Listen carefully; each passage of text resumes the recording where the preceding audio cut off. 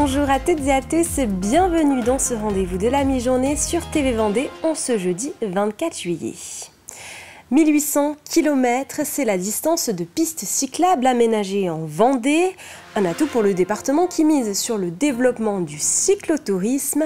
Et pour attirer de nouveaux adeptes, Vendée Expansion organise depuis plusieurs années les rendez-vous du Vendée Vélo. Pour cette 8e édition, 9 étapes sont prévues en ce mois de juillet. La première était à Boin la semaine dernière dans une ambiance conviviale. Un reportage de Thomas Valérias. Arnaud, Lucas et Colline, partis de La Rochelle pour 10 jours de vélo, en profitent pour faire quelques réglages. André, lui, fait une pause pour déguster les huîtres du port et tous ressortent avec de précieux conseils. Donc vous avez peut-être prévu de redescendre après un peu plus sur la côte? C'est toujours utile de trouver des points d'information pour compléter toutes les données qu'on peut avoir par ailleurs. Et en plus, c'est agréable de faire une petite dégustation en cours de route, quoi. On a le plan, quelques conseils, et puis voilà, on sait à peu près, on a vu où on dormait pour ce soir, donc parfait. Fréquentée par plus d'1,3 million de cyclistes en 2024, la Vendée est l'une des premières destinations vélo en France. Notre maillage de pistes cyclables vraiment quadrille toute la Vendée. Donc on a une variété de pistes cyclables. On peut aussi bien être à pédaler sur le bord de la mer que dans le Marais Poitevin, que dans le Bocage vendéen. On peut faire même tout le tour de la Vendée à vélo puisqu'on a lancé en 2023 une grande boucle cyclable qui fait 700 km qui s'appelle le Vendée Vélo Tour et qui permet de sillonner l'ensemble des paysages de Vendée. L'objectif de cet événement est avant tout de faire découvrir des lieux comme ici dans le port des Champs, site remarquable du goût pour ses huîtres. Aussi que les gens puissent profiter tout au long de leur itinérance de rencontres, alors de producteurs ou d'artisans, ou enfin voilà, qui puissent vraiment découvrir des choses tout au long de leur journée, sans être seulement de faire que du vélo, d'aller à un point A à un point B, mais vraiment de découvrir le territoire. Saint-Gilles-Croix-de-Vie, les Sables d'Olonne, La Roche-sur-Yon, 9 rendez-vous sont prévus en juillet sur différents lieux de passage pour continuer à faire rayonner le vélo en Vendée. Et rendez-vous cet après-midi de 14h à 18h au lieu-dit de la Forgerie aux Sables d'Olonne pour discuter vélo. Et 3 autres dates sont également prévues la semaine prochaine. Restons sur le thème du vélo, mais cette fois-ci à Fontenay-le-Comte.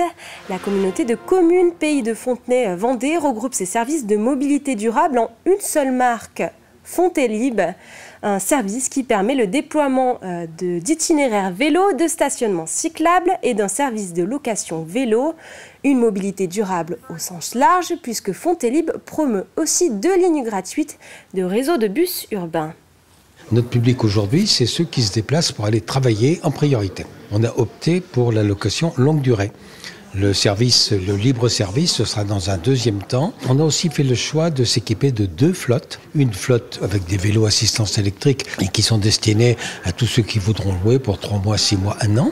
Et puis une deuxième flotte qu'on va qualifier de vélos solidaires, qui sont des vélos qui seront recyclés, avec assistance électrique aussi bien sûr, et qui sont destinés à un public de personnes démunies. Et ça va de 10 € par mois à 20 € par mois, suivant que le besoin de vélo est prescrit par une structure avec laquelle on a des conventions. En matière de vélo, en matière de bus, en matière de voitures en autopartage, on a voulu unifier et créer une nouvelle marque sur le territoire qui s'appelle donc Fontélib.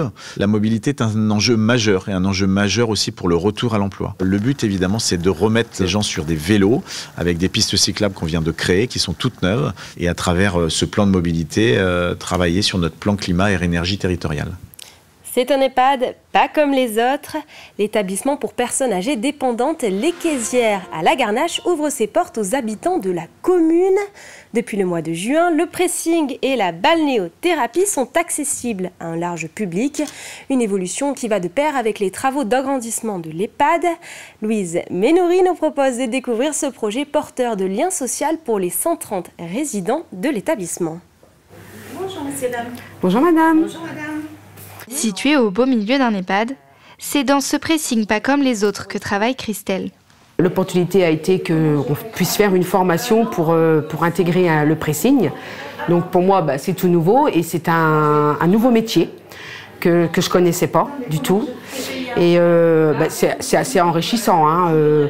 On voit les clients qui viennent, on a affaire à la clientèle, on a affaire même aux résidents. Hein.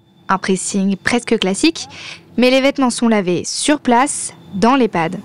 Pour l'occasion, la blanchisserie a été agrandie, une idée ingénieuse qui répond aux besoins de la commune, tout en créant du lien social. On pourra même faire en sorte que ce soit ouvert aux entreprises. Il y a des hôtels, restaurants, campings ou logements qui ont besoin de trouver des professionnels qui viennent traiter le vêtement. Ce sera le cas de notre établissement. À quelques mètres de là, une balnéothérapie. Un luxe pour cette résidente et l'assurance d'une retraite dynamique.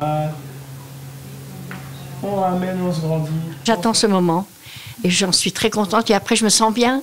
Je me sens bien, puis je me dis, et vivement la prochaine séance. Ouais, j'adore aller en discothèque et la balnéo me permet en effet de me maintenir en forme pour y retourner et danser beaucoup plus facilement.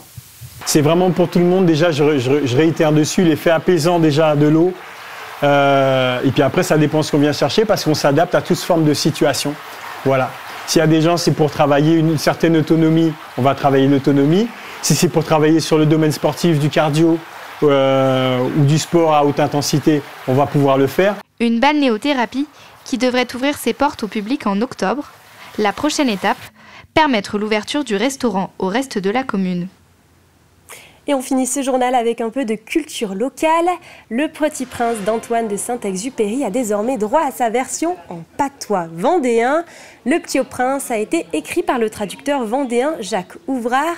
Il était en dédicace ce mardi à la librairie Louque au Sable d'Olonne, un ouvrage disponible dans certaines librairies locales du département. Le patois vendéen n'a pas forcément toutes les tournures nécessaires pour traduire des passages qui ont une vocation un peu philosophique.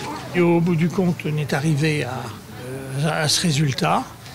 Et puis ma fille s'est occupée avec Gallimard d'avoir les droits d'édition.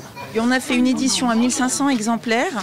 Et il y a 50 exemplaires parmi ceux-là qui sont numérotés à destination des collectionneurs et qui aiment avoir ce petit détail précisé, numéroté et signé du traducteur Jacques Ouvrard. Et c'est la fin de ce journal. Merci de l'avoir suivi. Je vous souhaite une très bonne après-midi.